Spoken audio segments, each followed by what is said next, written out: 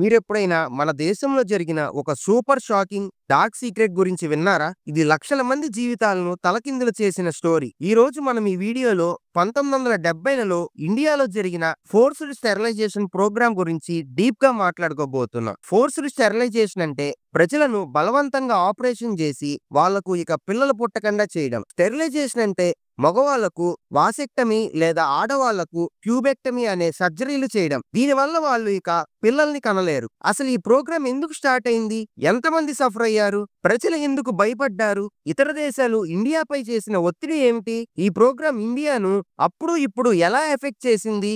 ఇవన్నీ తెలుసుకోవాలంటే వీడియోని ఎక్కడ స్కిప్ చేయకుండా లాస్ట్ వరకు చూడండి. ఛానల్ ఇంకా సబ్స్క్రైబ్ చేసుకోకపోతే వెంటనే సబ్స్క్రైబ్ చేసుకోండి. ఈ video emotional, shocking, interesting facts తో నిండి ఉంటుంది. ఇక లెట్స్ స్టార్ట్ ద వీడియో. 1970లలో ఇండియా ఒక పెద్ద ప్రాబ్లం తో స్ట్రగుల్ అవుతుంది. అదే ఓవర్ పాపులేషన్. అప్పటికి ఇండియా పాపులేషన్ దాదాపు 55 కోట్లు ఉండేది. ఒక్క నెలకి 10 లక్షల మంది కొత్తగా పుట్టేవాళ్ళు. ఇంత పెద్ద సంఖ్యలో ప్రజలకు food, water, housing, schools, hospitals ఇవ్వడం గవర్నమెంట్ కి సూపర్ టఫ్ అయిపోయింది. గ్రామాలలో చాలా మంది పేదరికంలో ఉండేవాళ్ళు. సిటీస్ లో రద్దీ, పొల్యూషన్ ఎక్కువైపోయాయి. ఈ పాపులేషన్ గ్రోత్ వల్ల ఇండియా డెవలప్మెంట్ స్లో అవుతుందని గవర్నమెంట్ ఫీల్ అయింది. అందుకే వాళ్ళు ఫ్యామిలీ ప్లానింగ్ స్టార్ట్ చేశారు. కానీ ఈ ఫ్యామిలీ ప్లానింగ్ ఒక డార్క్ టర్న్ తీసుకుంది. ఆ డార్క్ టర్న్ ఆపరేషన్స్. ప్రజలకి ఇష్టం లేకపోయినా ఫోర్స్ఫుల్ గా చేయడం. 1975లో అప్పటి ప్రైమ్ మినిస్టర్ అయిన ఇందిరాగాంధీ ఒక షాకింగ్ డెసిషన్ తీసుకున్నారు. ఆ డెసిషన్ మరేమిటో కాదు,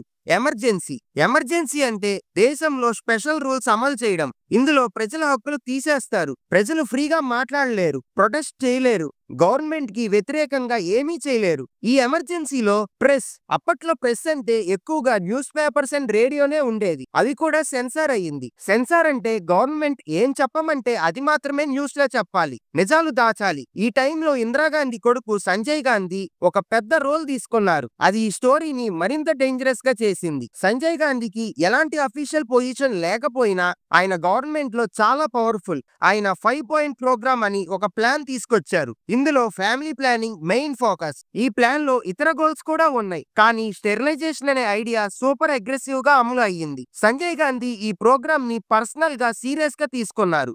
ఆఫీసర్స్ కి, స్టేట్ గవర్నమెంట్స్ కి టార్గెట్ సెట్ చేసి పుష్ చేశారు. ఈ టార్గెట్స్ చాలా హై, దాదాపు అసాధ్యమనే చెప్పాలి. ఈ ప్రోగ్రామ్ కింద గవర్నమెంట్ ప్రతి స్టేట్ కి స్టెరిలైజేషన్ టార్గెట్స్ ఉండేవి. ఉదాహరణకి ఉత్తరప్రదేశ్ లో 15 లక్షల మందికి చెయ్యాలి అని, బీహార్ లో 10 లక్షలు, రాజస్థాన్ లో 7 లక్షలు స్టెరిలైజేషన్స్ చెయ్యాలని ఆర్డర్స్. ఈ టార్గెట్స్ ని క్వాటా సిస్టమ్ అని పిలిచేవారు. ఆఫీసర్స్, పోలీసులు, లోకల్ లీడర్స్ ఈ టార్గెట్స్ చేరుకోవడానికి బెదిరింపులు, లంచాలు ఉపయోగించారు. ఒక్క ఆఫీసర్ కి ఈ నెలలో 500 మందిని స్టెరిలైజ్ చేయించు అని ఆర్డర్ ఇస్తే ఆ ఆఫీసర్ టార్గెట్ మిస్ అయితే సస్పెండ్ లేదా ట్రాన్స్ఫర్ అయ్యేవారు. ఈ ప్రెషర్ వల్ల ఆఫీసర్స్ ఏదో ఒక విధంగా టార్గెట్స్ ని రీచ్ చేయడానికి పరిగెత్తేవారు. ఈ స్టెరిలైజేషన్ క్యాంప్స్ అసలు హార్ట్ బ్రేకింగ్. ఇవి ఒక ఫ్యాక్టరీలో అసెంబ్లీ లైన్ లో రన్ అయ్యేది. ఒక డాక్టర్ ఒక రోజులో 100 నుండి 500 స్టెరిలైజేషన్స్ చేసేవారు. ఉత్తరప్రదేశ్ లో ఒక్క రోజులో 5664 వాసెక్టమీస్ జరిగాయని రికార్డ్స్ చెప్తున్నాయి. చాలా సార్లు ప్రజల అనుమతి అడగకుండానే సర్జరీలు చేసేవారు.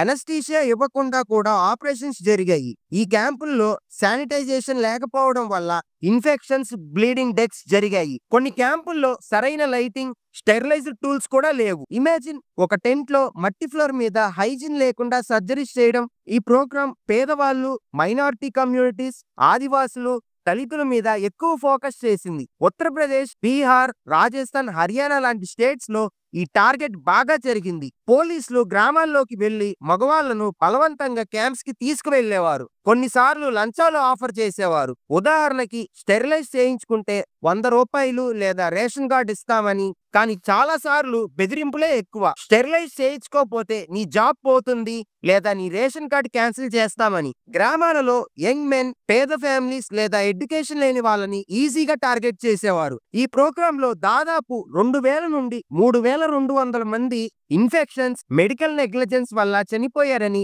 అఫీషియల్ గా అనఫీషియల్ గా రిపోర్ట్స్ చెప్పాయి. 1976లో ఒక్క సంవత్సరంలోనే 62 లక్షల మగవాళ్ళు వాసెక్టమీస్ చేయించారు. ఇది ఆల్ టైమ్ రికార్డ్. కానీ సరైన మెడికల్ కేర్ లేకపోవడం, హైజీన్ లేకపోవడం వల్ల చాలా మంది సఫర్ అయ్యారు. ఒక్క డాక్టర్ ఒక్క రోజులో 100 నుండి 300 స్టెరిలైజేషన్స్ చేసేవారు. అది కూడా సరైన టూల్స్, స్టెరిలైజ్డ్ ఎక్విప్మెంట్ లేకుండా. ఈ హడావిడిలో ఇన్ఫెక్షన్ స్ప్రెడ్ అయ్యి చాలా మంది హాస్పిటల్స్ లో చనిపోయారు. కొన్ని కేసుల్లో సర్జరీ తర్వాత సరైన మందులు ఇవ్వలేదు. దాంతో బాధితులు ఇంటికి వెళ్లి ఇన్ఫెక్షన్స్ తో చనిపోయారు. ఈ ప్రోగ్రాం వల్ల ప్రజలు చాలా భయపడ్డారు. గ్రామాలలో పోలీసులు వచ్చి మగవాళ్ళను తీసుకెళ్తున్నారనే రూమర్స్ స్ప్రెడ్ అయ్యాయి. చాలా మంది గ్రామాలు వదిలి పొలాలలో, ఫారెస్ట్లలో దాక్కునేవాళ్ళు. కొన్ని ప్లేసెస్ లో ప్రొటెస్టులు జరిగాయి. ఉదాహరణకి ఉత్తరప్రదేశ్ లోని ముజాఫర్ నగర్ లో 1976లో పోలీసులు ప్రొటెస్టర్స్ మీద ఫైర్ ఓపెన్ చేశారు. దాంతో 30 నుండి 80 మంది చనిపోయారు. హర్యానాలో ఒక గ్రామంలో పోలీసులు బలవంతంగా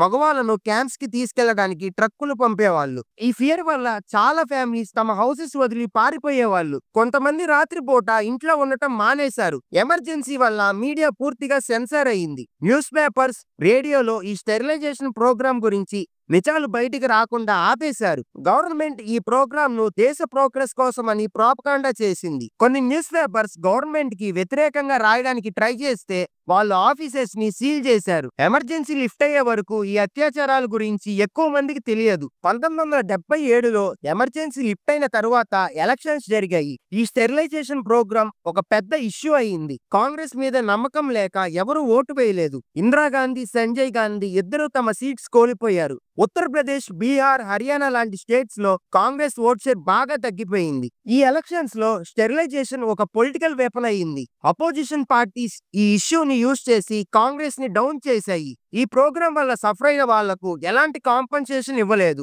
గవర్నమెంట్ నుంచి అఫీషియల్ అపాలజీ కూడా రాలేదు. చాలా ఫ్యామిలీస్ లాంగ్ టర్మ్ ట్రామాతో బాధపడ్డారు. రిలీజ్ చేయించుకున్న కొంతమంది మగవాళ్ళు సమాజంలో అవమానం వల్ల డిప్రెషన్ లోకి వెళ్లిపోయారు. ఇప్పటి బలవంతపు స్టెరిలైజేషన్ వల్ల కుటుంబాలలో చీలిక వచ్చింది. ఎందుకంటే వాళ్ళు సమాజంలో తలెత్తి నడవలేకపోయారు. ఈ ప్రోగ్రాం వెస్ట్రన్ దేశాల ప్రెషర్ తో మొదలైంది. World Bank, Ford Foundation, Rockefellers foundation లాంటి ఆర్గనైజేషన్స్ ఇండియాకి లోన్స్ ఇచ్చాయి. కానీ అదే సమయంలో పాపులేషన్ కంట్రోల్ చేయమని బలంగా ప్రెషర్ పెట్టాయి. 1960ల నుంచి అమెరికా, యూరోప్ లాంటి కంట్రీస్ ఇండియా పాపులేషన్ ని ప్రపంచానికి ముప్పు అని భావించాయి. వీళ్ళు ఇండియాకి ఫండ్స్ ఇస్తామని, కానీ పాపులేషన్ తగ్గించాలని డిమాండ్ చేశాయి. ఈ ఒత్తిడి వల్ల ఇండియా గవర్నమెంట్ ఈ స్టెరిలైజేషన్ ప్రోగ్రామ్ ని మరీ ఫాస్ట్ గా బలవంతంగా అమలు చేసింది. ఉదాహరణకి వరల్డ్ బ్యాంక్ ఇండియాకి 1970లలో లోన్ ఇచ్చినప్పుడు ఫ్యామిలీ ప్లానింగ్ ప్రోగ్రామ్ ని స్ట్రాంగ్ చేయమని కండిషన్స్ పెట్టింది.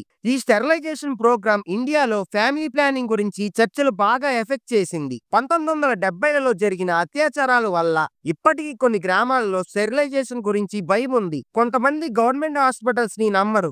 ఇప్పుడు కూడా కొన్ని స్టేట్స్ లో స్టెరిలైజేషన్ క్యాంప్స్ జరుగుతాయి. కానీ అవి గతంలో బలవంతంగా కాదు. 2016లో supreme court mass sterilisation camps ని బ్యాన్ చేసింది. ఇప్పుడు ఫ్యామిలీ ప్లానింగ్ లో ఎడ్యుకేషన్, అవేర్నెస్ మీద ఫోకస్ ఉంది. ఉదాహరణకి కోండమ్, బర్త్ కంట్రోల్ పిల్స్, ఇతర మెథడ్స్ గురించి ప్రజలకు చెప్తున్నారు. కానీ 1970లలో ఈ ప్రోగ్రాం వల్ల జరిగిన డ్యామేజ్ ఇప్పటికీ కొన్ని కమ్యూనిటీస్ లో కనిపిస్తున్నాయి. ఈ program India social and political levels లో డీప్ గా ఇంపాక్ట్ చేసింది. ఉదాహరణకి ఫ్యామిలీ ప్లానింగ్ అనే టాపిక్ ఇప్పుడు సెన్సిటివ్ అయిపోయింది. కానీ కమ్యూనిటీస్ కి గవర్నమెంట్ పాలసీస్ మీద నమ్మకం లేకపోవడంగా చేశాయి. ఇప్పుడు పాపులేషన్ కంట్రోల్ గురించి డిబేట్స్ జరుగుతున్నాయి. కానీ చాలా మంది ఎడ్యుకేషన్, ఎంపవర్మెంట్ మీద ఫోకస్ చేయాలని చెప్తున్నారు, ఫోర్స్డ్ మెథడ్స్ మీద కాదు. 2020లో కొన్ని స్టేట్స్ లో పాపులేషన్ కంట్రోల్ బిల్స్ ని ప్రపోజ్ చేశారు. కానీ 1970లో స్టోరీ వల్ల ఈ బిల్స్ కి భలే అపోజిషన్ వచ్చింది. ఈ వీడియో మీకు ఇండియా హిస్టరీలోని ఒక డార్క్, హార్ట్ బ్రేకింగ్ చాప్టర్ ను డీప్ గా చెప్పింది. ఈ ప్రోగ్రాం వల్ల